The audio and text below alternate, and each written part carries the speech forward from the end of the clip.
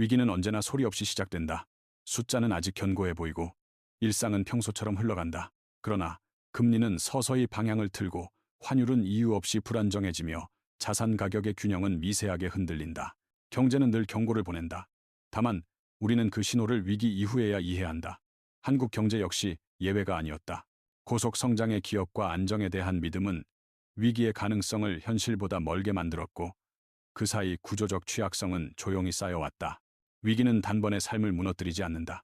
먼저 신용이 경색되고 유동성이 말라가며 선택의 폭이 줄어든다. 기업은 투자를 미루고 가게는 지출을 줄이며 국가는 부담을 계산하기 시작한다. 이 과정에서 숫자는 냉정하다. 금리는 비용이 되고 환율은 압력이 되며 부동산은 기대와 현실 사이에서 균열을 드러낸다. 위기는 경제의 속도가 아니라 방향을 바꾼다.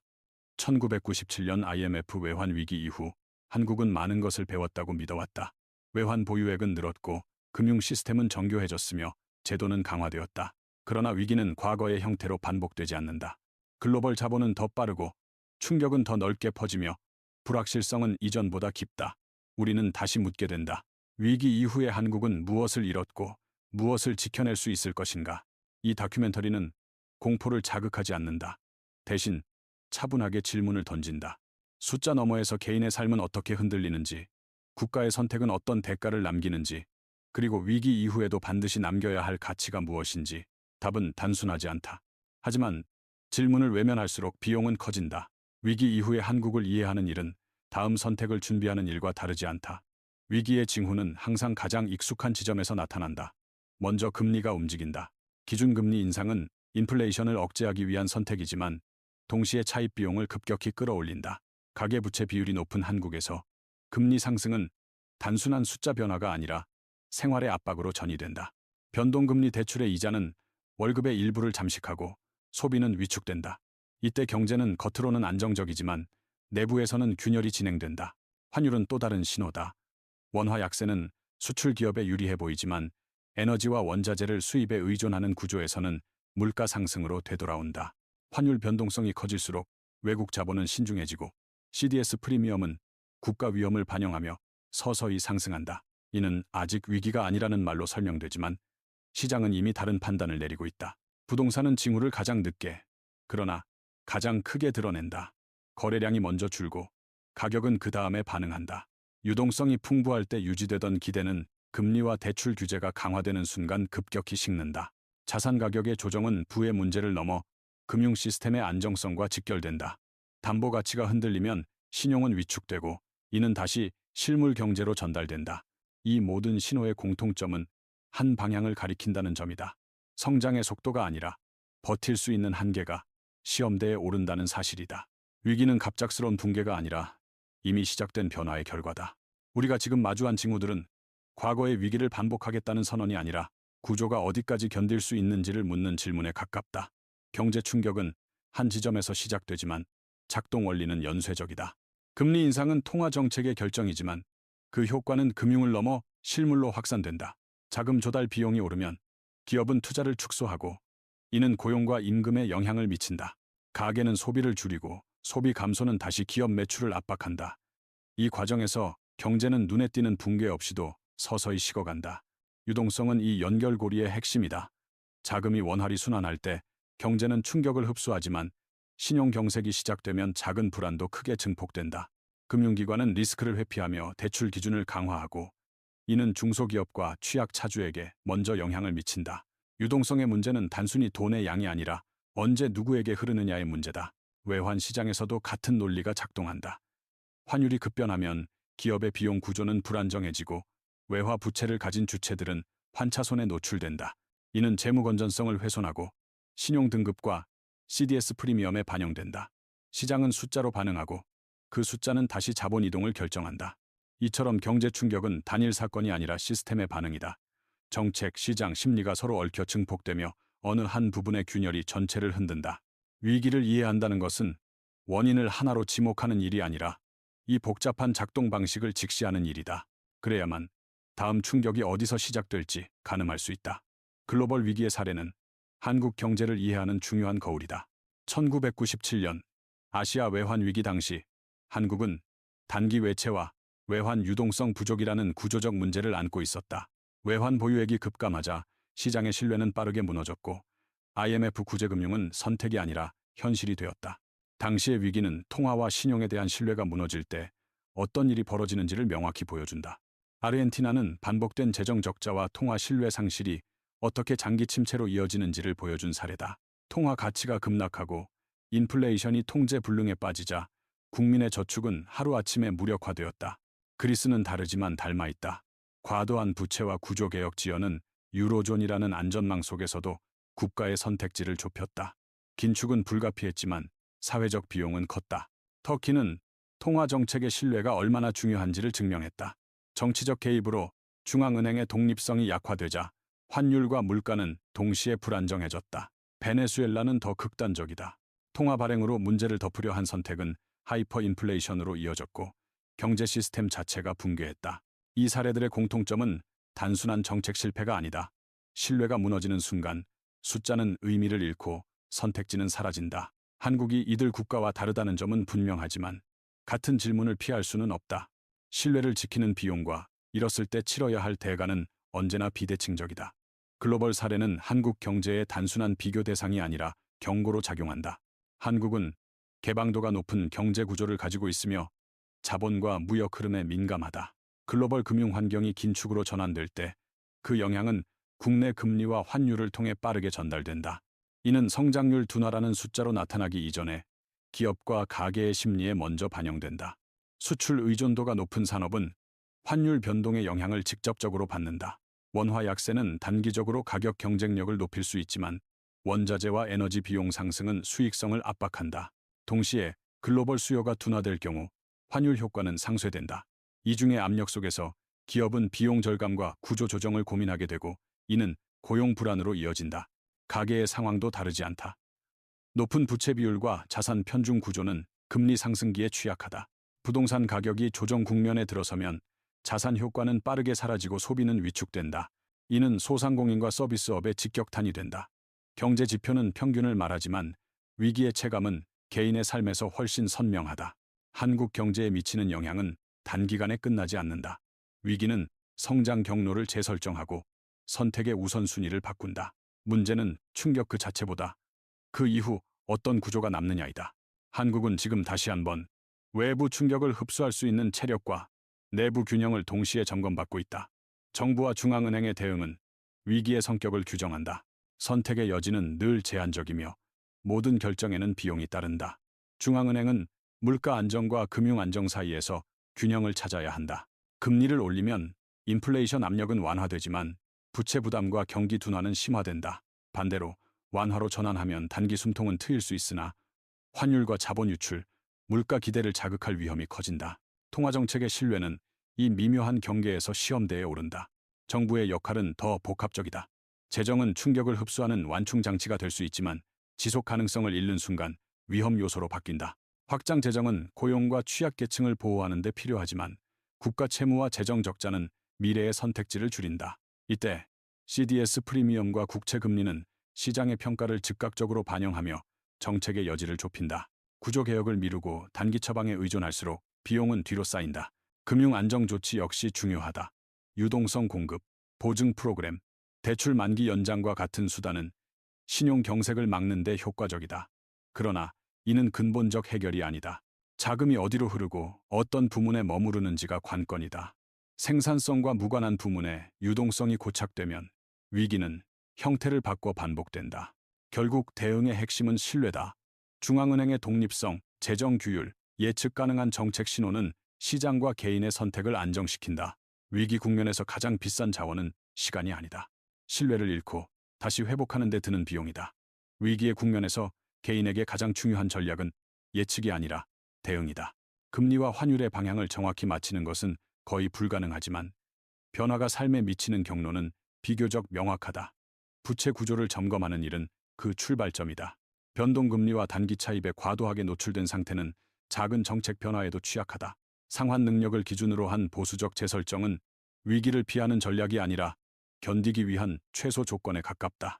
자산 구성 역시 다시 보게 된다. 위기 국면에서 유동성은 수익률보다 중요해진다.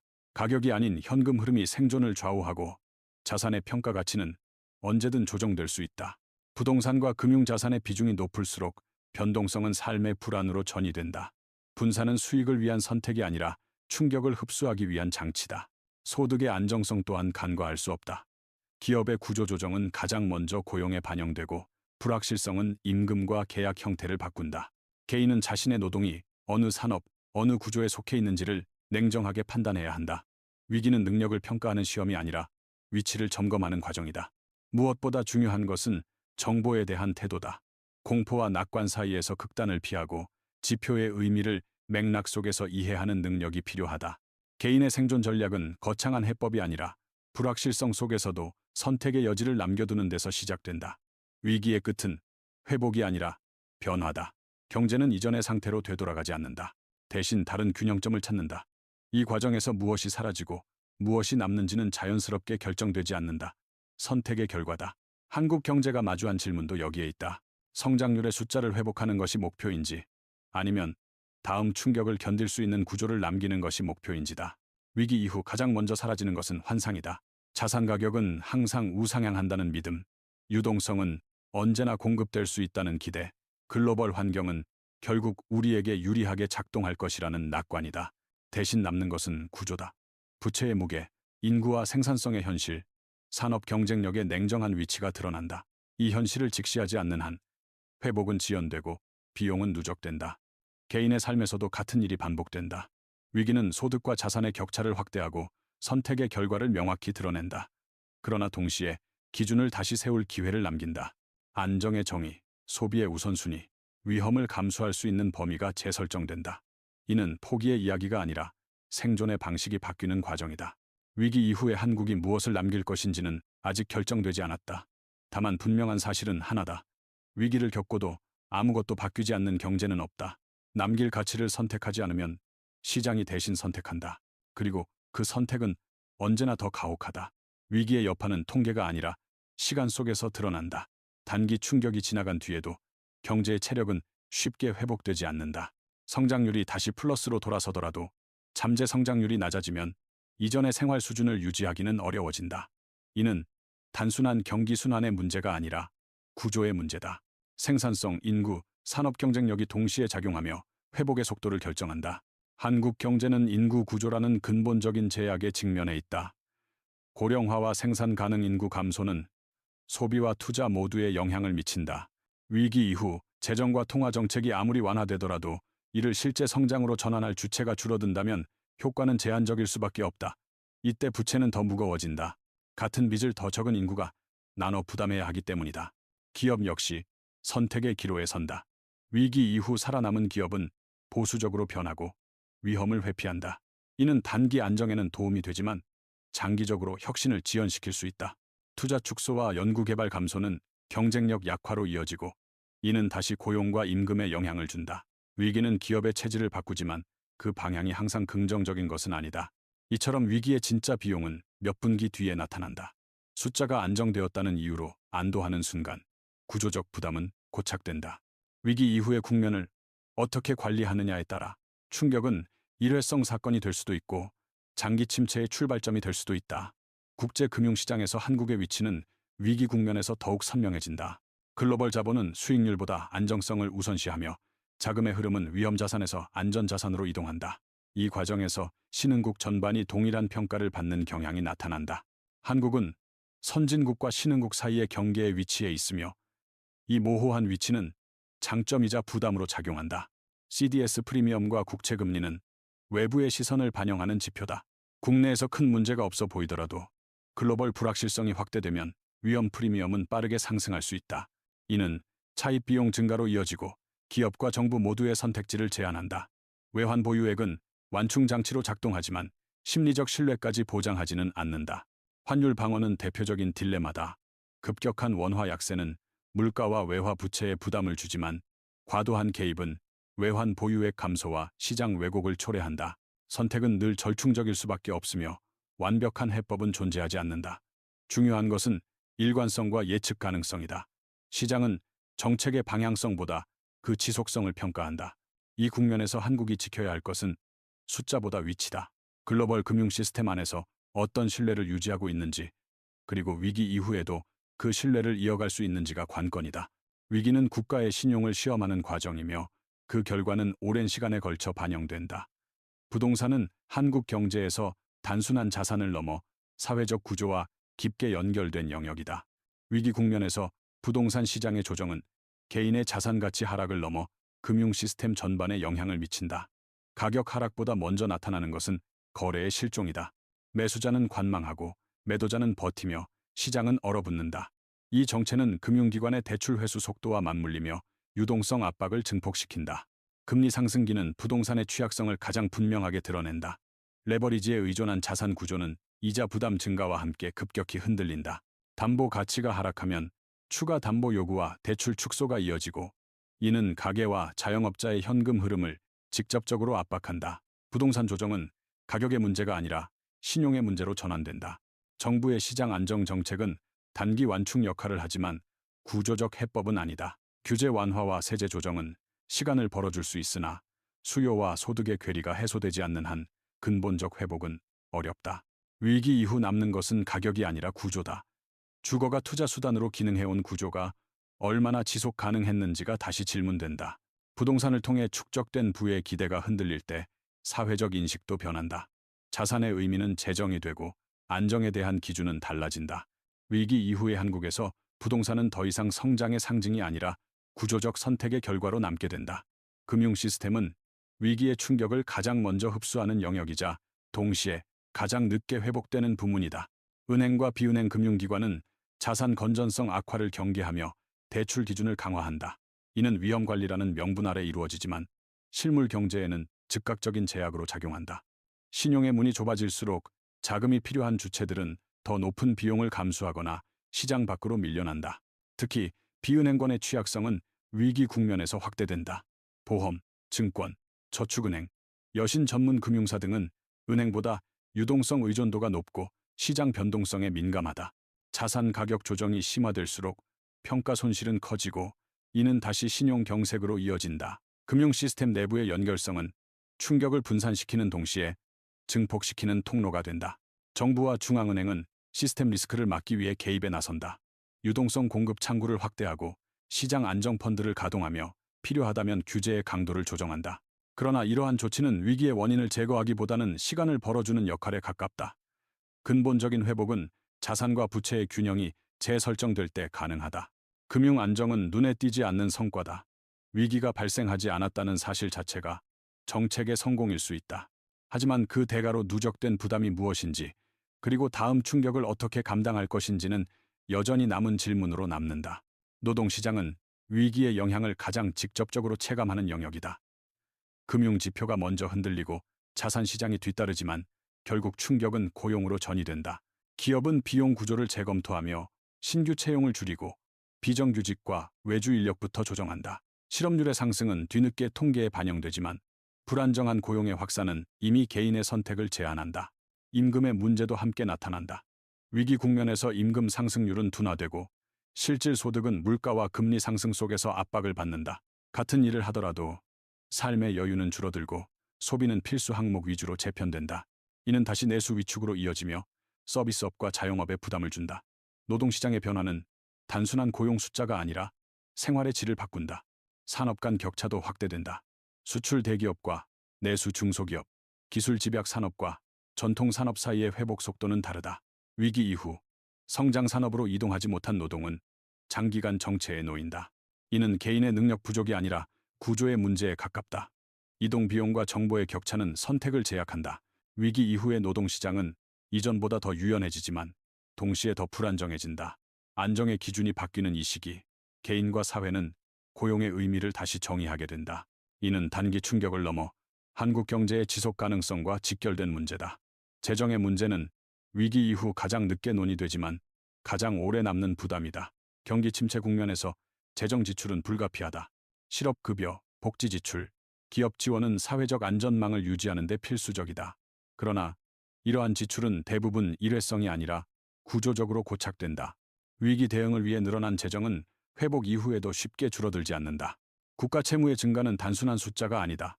금리가 낮을 때는 관리 가능한 비용처럼 보이지만 금리 환경이 바뀌면 이자는 빠르게 재정의 압박으로 전환된다. 국채 발행은 당장의 선택지를 넓혀주지만 미래의 정책 여지를 줄인다. 이때 중요한 것은 채무의 규모보다 속도와 용도다. 생산성을 높이는 투자와 단기 완충을 위한 지출은 장기적으로 전혀 다른 결과를 남긴다. 고령화는 이 부담을 더욱 무겁게 만든다. 연금과 의료 지출은 자연스럽게 증가하고 이를 떠받칠 조세 기반은 축소된다. 위기 이후 재정이 구조 개혁 없이 확장될 경우 세대 간 부담의 불균형은 심화된다. 이는 경제 문제를 넘어 사회적 신뢰의 문제로 이어진다. 재정은 보이지 않는 계약이다. 지금의 선택이 미래의 부담으로 이전되는 과정에서 사회가 합의한 기준이 무엇인지가 중요해진다. 위기 이후의 한국은 재정을 통해 무엇을 지키고 무엇을 감당할 것인지를 다시 결정해야 한다. 위기 이후 산업 구조는 조용히 재편된다. 시장에서 사라지는 기업은 단순히 경쟁에서 진 것이 아니라 변화된 환경에 적응하지 못한 결과다. 금리와 환율, 글로벌 수요의 조합은 산업별로 전혀 다른 영향을 미친다. 자본 집약적 산업은 금융 비용 상승에 취약해지고 내수 의존 산업은 소비 위축의 영향을 크게 받는다. 이 과정에서 산업 간 명암은 더욱 뚜렷해진다. 기술과 생산성은 위기 이후의 생존을 가르는 핵심 요소다. 위기는 비효율을 드러내고 자동화와 디지털 전환의 속도를 앞당긴다. 그러나 이러한 변화는 모든 기업에 동일한 기회를 제공하지 않는다. 대기업과 중소기업, 혁신 역량이 축적된 산업과 그렇지 않은 산업 사이의 격차는 확대된다. 이는 고용 구조와 임금 격차로 이어지며 사회적 긴장을 높인다. 국가 차원의 산업 정책은 이 지점에서 시험을 받는다. 선택과 집중은 불가피하지만 그 기준이 명확하지 않으면 정책은 불신을 낳는다. 단기 성과에 집착한 지원은 시장의 왜곡을 초래하고 장기 경쟁력은 오히려 약화된다. 위기 이후 필요한 것은 보호가 아니라 전환이다. 산업 구조의 변화는 시간이 걸린다. 그러나 결정을 미룰수록 비용은 커진다. 위기 이후에 한국이 어떤 산업을 남길 것인지는 단순한 성장 전략이 아니라 미래의 일자리를 결정하는 선택이 된다. 위기는 사회의 신뢰 구조를 시험한다. 경제 지표가 흔들릴 때 가장 먼저 약해지는 것은 제도에 대한 믿음이다. 정책의 일관성이 흔들리고 메시지가 엇갈리면 시장과 개인은 각자 방어적으로 움직인다. 이는 합리적 선택처럼 보이지만 전체적으로는 비용을 키운다. 불확실성이 커질수록 거래는 줄고 장기 계획은 보류되며 경제의 회복력은 약화된다. 사회적 신뢰는 숫자로 측정되지 않지만 경제의 작동을 좌우한다. 계약이 지켜질 것이라는 믿음, 규칙이 예측 가능하다는 인식, 위기 시 부담이 공정하게 분담된다는 확신은 경제 활동의 전제다. 이 신뢰가 약해지면 금리 인하나 재정 지출의 효과도 제한된다. 정책은 존재하지만 반응은 미지근해진다. 개인 차원에서도 신뢰의 문제는 선택을 바꾼다. 불확실한 미래 앞에서 사람들은 소비와 투자를 미루고 현금과 안전 자산을 선호한다. 이는 단기적으로는 합리적이지만 동시에 경제 전반의 회복을 지연시킨다. 위기는 심리의 전염을 통해 확대된다. 위기 이후에 한국이 회복력을 갖추기 위해 필요한 것은 단순한 성장 전략이 아니다. 제도와 정책, 그리고 사회적 합의에 대한 신뢰를 어떻게 회복할 것인지가 핵심이다. 신뢰는 비용이 들지만 잃었을 때의 대가는 훨씬 크다. 위기 이후의 선택은 늘 조용히 이루어진다. 급격한 붕괴의 순간보다 회복 국면에서 내려지는 결정들이 더 오래 남는다. 긴급 대응이 끝난 뒤 경제는 정상화라는 이름 아래 익숙한 길로 돌아가려는 유혹을 받는다. 그러나 이 지점에서의 선택이 향후 10년의 방향을 결정한다.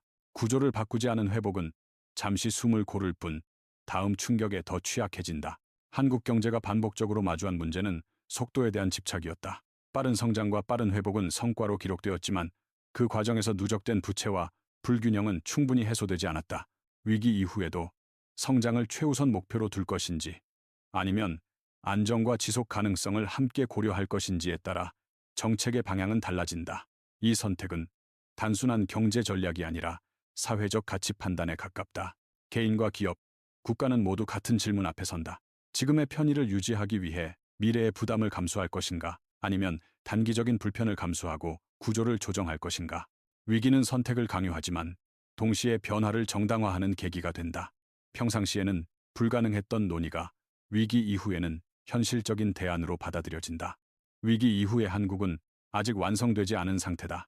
방향은 정해지지 않았고 결과도 열려 있다. 다만 분명한 것은 아무것도 선택하지 않는 것 역시 하나의 선택이라는 사실이다. 그리고 그 선택의 비용은 시간이 지날수록 더 분명해진다. 위기의 끝에서 남는 것은 숫자가 아니라 기준이다. 성장률이 몇 퍼센트 회복되었는지보다 중요한 것은 어떤 원칙이 유지되었고 어떤 가치가 조정되었는지다. 한국 경제는 여러 차례의 위기를 거치며 빠른 회복을 이루어냈지만 그 과정에서 안정의 정의는 반복적으로 바뀌어 왔다. 이제 위기 이후의 국면에서 다시 묻게 된다. 무엇을 지키기 위해 어떤 비용을 감수할 것인가? 경제는 개인의 삶과 분리되어 존재하지 않는다. 금리와 환율, 부동산과 재정의 변화는 결국 가계의 선택과 기업의 결정으로 귀결된다. 위기 이후에도 남겨야 할 것은 단기 성과보다 신뢰와 예측 가능성이다. 제도가 일관되게 작동하고 규칙이 유지된다는 믿음은 경제 활동의 출발점이다. 이는 숫자로 환산되지 않지만 장기적으로 가장 큰 자산이 된다. 한국이 이룰 수 없는 것은 성장 그 자체가 아니라 성장의 방향을 스스로 선택할 수 있는 능력이다. 외부 충격에 흔들리더라도 기준을 잃지 않는 구조, 단기 압박 속에서도 장기 균형을 고려하는 판단이 필요하다. 위기 이후의 한국은 더 느릴 수 있다. 그러나 느림이 반드시 후퇴를 의미하지는 않는다. 이 다큐멘터리가 던지는 질문은 하나다. 우리는 위기 이후 무엇을 남길 것인가? 그 답은 이미 정해져 있지 않다. 다만 선택의 순간은 생각보다 빠르게 다가온다. 그리고 그 선택은 다시 돌아와 우리의 삶을 규정하게 된다. 위기 이후를 준비한다는 말은 미래를 예측하겠다는 의미가 아니다. 그것은 불확실성을 전제로 선택의 범위를 관리하겠다는 선언에 가깝다. 경제는 언제나 예상 밖의 방향으로 움직였고 위기는 늘 다른 얼굴로 나타났다. 중요한 것은 다음 충격의 정확한 형태가 아니라 충격이 왔을 때 감당할 수 있는 여지를 얼마나 남겨두었는가다. 국가 차원에서는 정책의 유연성과 규율이 동시에 요구된다. 위기 때마다 규칙을 바꾸는 경제는 단기 대응에는 성공할 수 있으나 장기 신뢰를 잃는다. 반대로 규율만을 강조하며 현실을 외면하는 경제 역시 사회적 비용을 키운다. 위기 이후의 정책은 단순한 경기 부양이 아니라 불확실성 속에서도 작동할 수 있는 기준을 세우는 일이어야 한다. 개인의 삶에서도 같은 원리가 적용된다. 모든 위험을 피할 수는 없지만 감당할 수 없는 위험을 줄이는 선택은 가능하다. 소비, 저축, 투자, 노동의 방식은 위기 이후 더 보수적으로 재편될 수밖에 없다. 이는 위축이 아니라 적응이다. 환경이 바뀌면 전략도 바뀌어야 한다. 위기 이후의 한국은 시험대에 오른 상태다. 얼마나 빠르게 회복하느냐보다 어떤 기준을 남기느냐가 더 중요해지는 시점이다. 경제는 결국 선택의 집합이며 그 선택은 위기가 지난 뒤에도 오래도록 흔적을 남긴다. 위기의 마지막 단계는 망각이다. 시간이 지나고 숫자가 안정되면 위기는 과거의 사건으로 정리된다. 그러나 이 순간이 가장 위험하다. 구조적 문제를 해결하지 않은 채 안도하는 경제는 같은 질문을 다른 조건에서 다시 받게 된다. 위기 이후에 한국이 진짜로 마주해야 할 상대는 외부 충격이 아니라 위기를 대하는 내부의 태도다. 경제는 기억을 갖지 않는다. 기억하는 것은 사람과 제도다. IMF 외환 위기 이후 축적된 교훈이 시간이 지나며 희미해졌듯 현재의 위기도 언젠가는 잊힐 수 있다. 하지만 부채 구조, 인구 문제, 산업 경쟁력의 격차는 기억과 무관하게 남는다. 위기는 사라져도 부담은 축적된다. 이 지점에서 중요한 것은 기록과 학습이다. 무엇이 작동했고 무엇이 실패했는지에 대한 냉정한 평가가 필요하다. 위기 대응의 성공과 한계를 동시에 인정하지 않으면 다음 선택은 왜곡된다. 정책은 결과로 판단되어야 하고 신뢰는 설명이 아니라 일관된 행동으로 축적된다. 위기 이후의 한국은 아직 끝나지 않은 이야기다. 이 다큐멘터리는 해답을 제시하지 않는다. 대신 하나의 기준을 남긴다. 위기는 지나가지만 선택은 남는다. 그리고 그 선택이 쌓여 다시 한국 경제의 방향을 만들어간다. 위기 이후의 한국을 바라보는 마지막 시선은 미래가 아니라 현재에 머문다. 이미 지나간 충격보다 중요한 것은 지금 우리가 어떤 판단을 하고 있는지다. 경제는 항상 진행형이며 위기와 회복은 분리된 단계가 아니다. 회복의 방식 자체가 다음 위기의 조건을 만들어낸다. 이 사실을 인식하는 순간 경제는 더 이상 추상적인 시스템이 아니라 선택의 결과로 보이기 시작한다.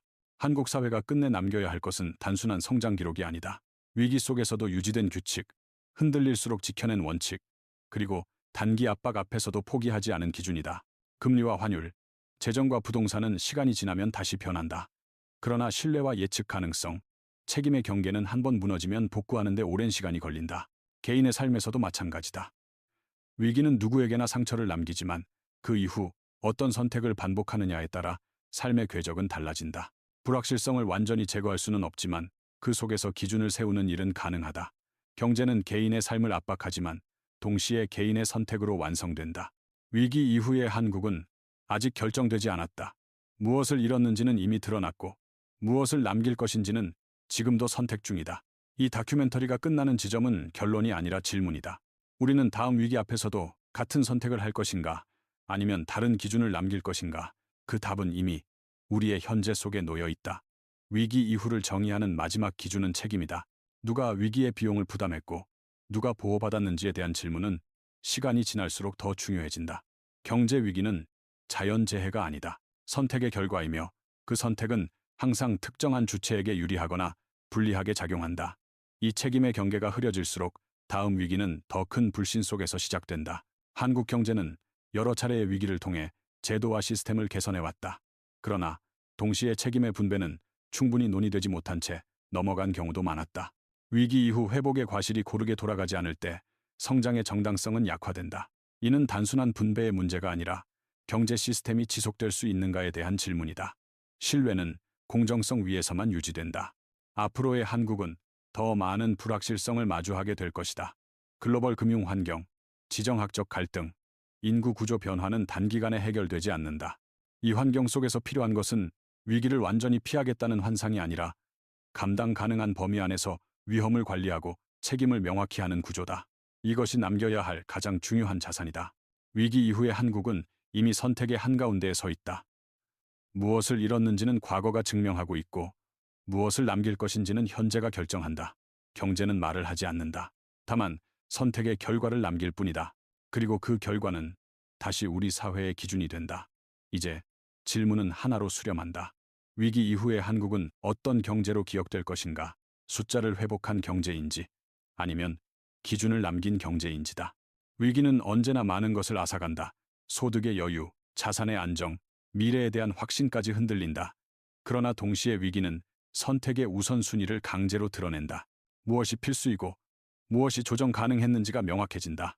경제는 결국 집단적 선택의 기록이다. 금리와 환율, 재정과 산업정책은 기술적인 결정처럼 보이지만 그 이면에는 사회가 용인하는 위험과 부담의 수준이 담겨 있다. 위기 이후에도 성장만을 기준으로 삼는다면 불균형은 다시 쌓일 것이다. 반대로 안정과 지속 가능성을 함께 고려한다면 속도는 느려질 수 있지만 방향은 달라진다. 개인의 삶에서도 이 기준은 그대로 적용된다. 위기를 겪은 뒤 남는 것은 돈의 많고 적음이 아니라 선택의 여지다. 빚의 구조, 소득의 안정성, 위험을 감당할 수 있는 범위는 다시 설계된다. 이는 포기가 아니라 재정렬이다. 위기 이후의 삶은 이전과 같을 수 없지만 반드시 더 나빠질 필요도 없다. 위기 이후의 한국은 아직 완성되지 않았다. 무엇을 잃었는지는 이미 분명하다. 그러나 무엇을 남길 것인지는 지금도 진행형이다. 이 다큐멘터리가 끝나는 지점에서 남는 것은 결론이 아니라 기준이다. 다음 위기가 올 때 우리는 어떤 선택을 할 것인가? 그 질문에 대한 답이 결국 한국 경제의 미래를 결정하게 될 것이다.